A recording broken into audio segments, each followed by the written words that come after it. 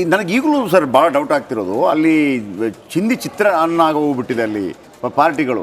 ಶಿವಸೇನೆ ನೋಡಿ, ಲೋಕಸಭೆಯಲ್ಲಿ ಬೇರೆ ರೀತಿಯಲ್ಲಿ ಅವರು ಓಟ್ ಹಾಕಿದ್ರು ಎರಡೂ ಕಡೆ ಕೂಡ.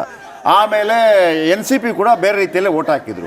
ಈ ವಿಧಾನಸಭಾ ಚುನಾವಣೆಗಳು ಬಂದಾಗ ಹೆಂಗೆ ಅಂತ ಈಗ ಅಜಿತ್ ದಾದಾ ಪವಾರ್, ಶರದ್ ಪವಾರ್ ಯಾರ ಜೊತೆ ಹೋಗ್ತಾರೆ ಅಂತೇಳಿ. ಯಾಕಂದ್ರೆ ಶರದ್ ಪವಾರ್ ಇರುವಂಥ ತಾಕತ್ತಂಥದ್ದು.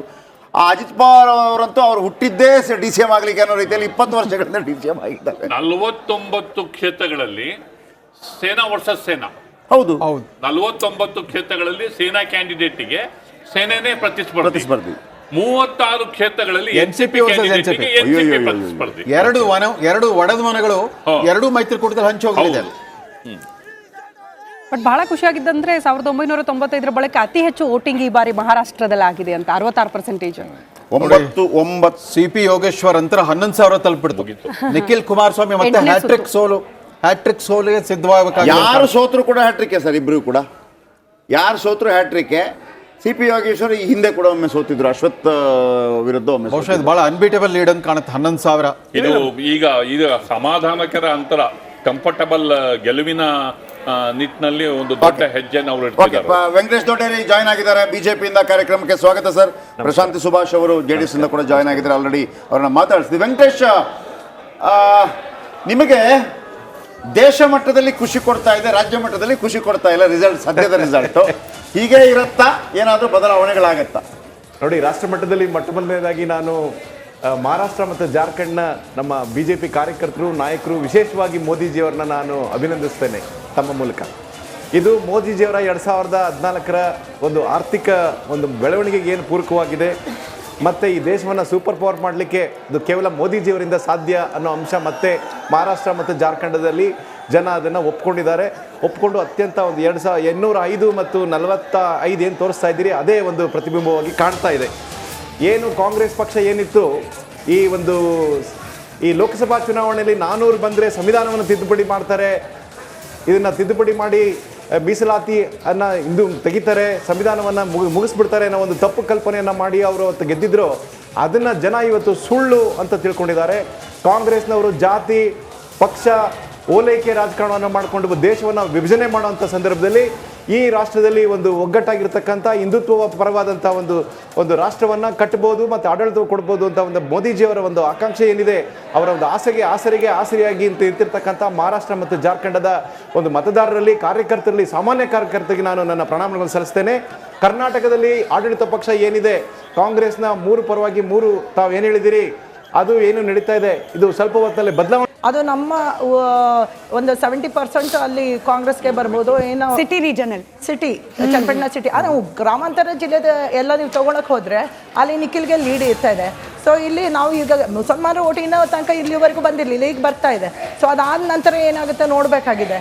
ಆಮೇಲೆ ಅಲ್ಲಿನ ಜನರ ನಾಡಿ ಮಿಡಿತಾ ಇರೋದು ನಿಖಿಲ್ ಕುಮಾರಸ್ವಾಮಿ ಅವರು ಖಂಡಿತವಾಗಿ ಗೆಲ್ತಾರೆ. ಈ ಒಂದು ಏನು 20,000 21,000 ಮುಸಲ್ಮಾನರ ಮತ ಇದೆ, ಅದು ಬಹುಶಃ ಕಾಂಗ್ರೆಸ್ಗೆ ಹೋಗ್ಬೋದು ಅನ್ನೋದ್ರಲ್ಲಿ. ಅಭಿವೃದ್ಧಿ ಕೇಂದ್ರಗಳನ್ನು ಮಾಡೋದು, ಹಾಗೇನೆ ಬಸ್ ಸ್ಟ್ಯಾಂಡ್ ಒಂದು ಮಾಡ್ಬೇಕಂತಂದೇಳಿ. ಈಗ ತುಕಾರಾಮ್ ಸರ್ ಒಂದು ಜನಸಾಮಾನ್ಯರ ಮನುಷ್ಯ, ಅವ್ರು ಎಲ್ರಿಗೂ ಸಿಗ್ತಾರೆ ಅಂತ ನೀವು ಹಂಗೆ ಸಿಗ್ತೀರಾ ಅಥವಾ ನಾವು ಸಿಗ್ತೀವಿ. ಇವತ್ತು ನಮಗೆ ಪಕ್ಷ ಅದೇ ಆಧಾರದ ಮೇಲೆ ಅಲ್ವಾ ಟಿಕೆಟ್ ಕೊಟ್ಟಿರೋದು. ತುಕಾರಾಮ್ ಅವ್ರು ಹಿಂದೆ ಕೆಲಸ ಮಾಡಿದ್ದಾರೆ, ಜನಸಾಮಾನ್ಯರಿಗೂ ಸಿಗ್ತಾರೆ ಅಂತಕ್ಕಂಥದ್ದು. ನೆಕ್ಸ್ಟ್ ಈಗ ವೋಟ್ ವಿನ್ ಆಗ್ತೀರಾ, ವಿನ್ ಆದ್ಮೇಲೆ ಈಗ ಎಲೆಕ್ಷನ್ ಅಂದ್ರ ಮೇಲೆ ಕಾಮನ್ ಆಗಿರುತ್ತೆ ಜಿದ್ದು ಅದು ಇದೆಲ್ಲ. ಈ ಅಭಿವೃದ್ಧಿ ಕೆಲಸ ಅಂತ ಬಂದಾಗ ಫಸ್ಟ್ ಪ್ರಿಫರೆನ್ಸ್ ಯಾವ್ದು ಕೊಡ್ತೀರಾ ನಿಮ್ಮ ಬಳ್ಳಾರಿ ಜನತೆಗೆ? ಸಂಡೂರು ಜನತೆಗೆ ಫಸ್ಟ್ ಪ್ರಿಫರೆನ್ಸ್ ನಾನು ಹಾಸ್ಪಿಟಲ್ ಅಂತ ಹೇಳಿದ್ದೀನಿ, ಹಾಗೇನೆ ಬಸ್ ಸ್ಟ್ಯಾಂಡ್ ಅಂತ ಹೇಳಿದ್ದೀನಿ. ಅದನ್ನೇ ಈಗ ಮೊದಲೇದಾಗಿ ನೀರಿನ ವ್ಯವಸ್ಥೆ ಈ ಕೆಲಸ ಚಾಲನೆಯಲ್ಲಿದೆ. ಶುದ್ಧ ಕುಡಿಯೋ ನೀರಿಂದು, ಹಾಗೇನೆ ತುಂಗಭದ್ರಾ ನದಿಯಿಂದ ಎಲ್ಲ ಹಳ್ಳಿಗಳಿಗೂ ನೀರು ತರ್ತಕ್ಕಂಥದ್ದು ಈ ಕೆಲಸ ಚಾಲನೆಯಲ್ಲಿದೆ.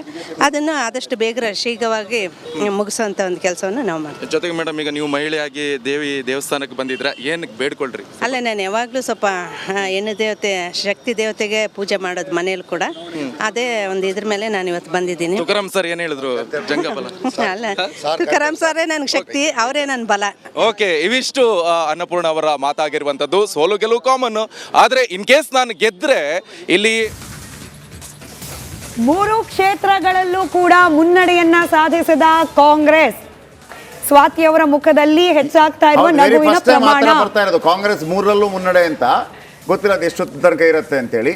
ಯಾಕಂದರೆ ಎರಡೂ ರಾಜ್ಯಗಳಲ್ಲಿ ಒಂದು ರೀತಿಯಲ್ಲಿ ಕಾಂಗ್ರೆಸ್ ವಲಯಕ್ಕೆ ಸ್ವಲ್ಪ ಏನು ಬೇಸರದ ಸುದ್ದಿ ಆದರೆ ರಾಜ್ಯ ಮಟ್ಟದಲ್ಲಿ 3ಕ್ಕೆ 3 ಅನ್ನೋದಿದೆಯಲ್ಲ, ಅದು ಕೂಡ ನನಗೆ ಶಿಗ್ಗಾಮಿ. ಅದಕ್ಕೆ ನಾನು ಆರಂಭದಲ್ಲಿ ಒಮ್ಮೆ ಕೇಳ್ತಾ ಇದ್ದೆ, ಯಡಿಯೂರಪ್ಪನವರು ಹೋದರು ಏನು ಪಂಚಮಸಾಲಿ ಓಟ್ಗಳನ್ನು ತರೋದ್ರಲ್ಲಿ ಯಶಸ್ವಿ ಆದ್ರೆ, ಯಾರಿಗೆ ತರೋದ್ರಲ್ಲಿ ಯಶಸ್ವಿ ಆದ್ರೂ ಅನ್ನೋದು ಇಂಪಾರ್ಟೆಂಟ್ ಆಗುತ್ತೆ ಅಂತ ಹೇಳಿ. ಯಾಕಂದ್ರೆ ಅಲ್ಲಿ ಕೆಲವು ಸ್ಟ್ರಾಟಜಿ ಇದೆ, ತುಂಬಾ ಇಂಟ್ರೆಸ್ಟಿಂಗ್ ಆದಂತಹ ಎಲೆಕ್ಷನ್ ಇದು. ಅಲ್ಲಿ ಒಂದು ಒಳಸುಳಿ ಇದೆ, ಅಲ್ಲಿ ಗೊತ್ತಿಲ್ಲ ಅದು ಏನಾಗತ್ತೆ ಅಂತ ಹೇಳಿ. ಆರಂಭಿಕ ದೃಷ್ಟಿಯಲ್ಲಿ ಹಂಗೆ ಕಾಣ್ತಾ ಇದೆ ಅಂತ ನಾವು ಹೇಳ್ತಿರೋದಷ್ಟೇ. ಟಿ ಪಿ ಯೋಗೇಶ್ವರ್ 3000 ಒಮ್ಮೆ ನಿಮಗೆ ಹೇಳ್ಬಿಡ್ತೀನಿ ನೋಡಿ. ಯಾಸಿರ್ ಪಠಾಣ್ ಇದೀಗ 517 ಮತಗಳಿಂದ ಮುನ್ನಡೆಯಲ್ಲಿದ್ದಾರೆ. ಅನ್ನಪೂರ್ಣ ತುಕಾರಾಮ್ 1108 ಮತಗಳಿಂದ ಮುನ್ನಡೆಯಲ್ಲಿದ್ದಾರೆ. ಸಿ ಪಿ ಯೋಗೇಶ್ವರ್ 3969 ಮತಗಳಿಂದ ಮುನ್ನಡೆಯಲ್ಲಿದ್ದಾರೆ ಸದ್ಯದ ಮಟ್ಟಿಗೆ ಇಲ್ಲಿ ತನಕ.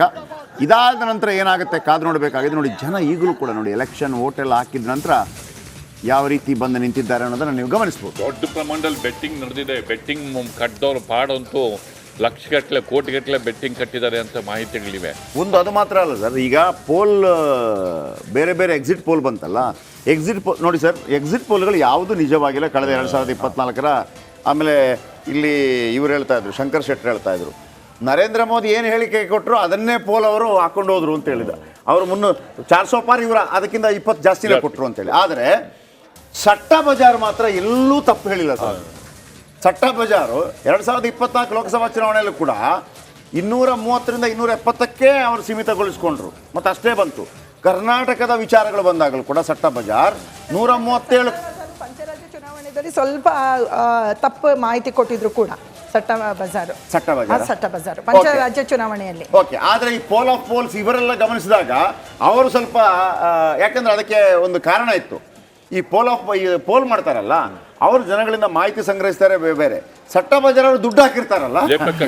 ಲೋಕಸಭಾ ಎಲೆಕ್ಷನ್ ನಲ್ಲಿ ಮತ್ತು ವಿಧಾನಸಭೆ ಎಲೆಕ್ಷನ್ಗೂ ಕಂಪೇರ್ ಮಾಡಿದ್ರೆ ಮಹಾರಾಷ್ಟ್ರದ ಇಡೀ ರಾಜಕೀಯ ಚಿತ್ರಣವೇ ಪೂರ್ತಿ ಚೇಂಜ್ ಆಗಿದೆ. ಹೌದು. ಈಗ ನೀವು ಕಳೆದ ಬಾರಿ ನಡೆದಂತ ಲೋಕಸಭೆ ಚುನಾವಣೆಯ ಮತಗಳನ್ನ ನೀವು ಆಸ್ ಇಟ್ ಇಸ್ ಟ್ರಾನ್ಸ್ಲೇಟ್ ಮಾಡೋದಾದ್ರೆ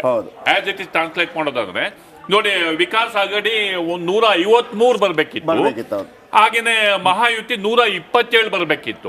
ಆದ್ರೆ ಇಲ್ಲಿ ಪೂರ್ತಿ ಕಂಪ್ಲೀಟ್ ಚೇಂಜ್ ಆಗಿದೆ. ನೋಡಿ, ಅಲ್ಲಿ ನಿಮಗೆ ಲೋಕಸಭಾ ಚುನಾವಣೆಯಲ್ಲಿ UPA ಮೈತ್ರಿ ಕೂಡ 43.7% ಓಟನ್ನು ಪಡೆಯಿತು. 1% difference, only 1%, difference, but 25 seat difference.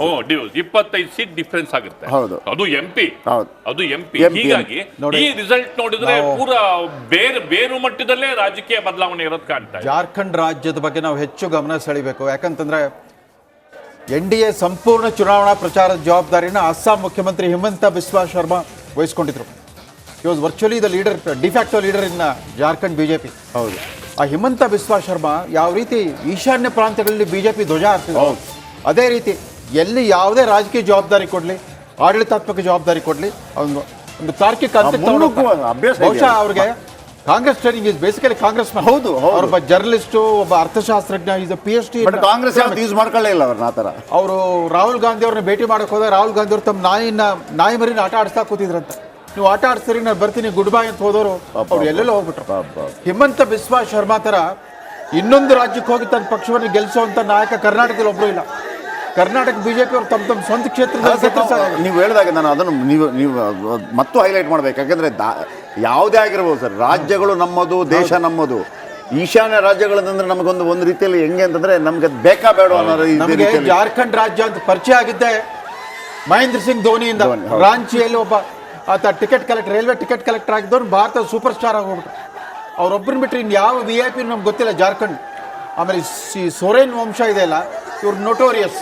ಹೌದು, ಕ್ಯಾಶ್ ಫಾರ್ ವೋಟ್ ಸ್ಕ್ಯಾಮ್ ಅಂತ PV ನರಸಿಂಹರಾಯರ ಸರ್ಕಾರದಲ್ಲಿ ದೊಡ್ಡ ಹಗರಣ ಆಗಿ ಪಾಪ ನಮ್ಮ ಕರ್ನಾಟಕ ವೀರಪ್ಪ ಮೊಯ್ಲಿ, HM ರೇವಣ್ಣ ಮತ್ತು ರಾಮಲಿಂಗಾರೆಡ್ಡಿ, ಆದಿಕೇಶವ್ ಇವರೆಲ್ಲ CBI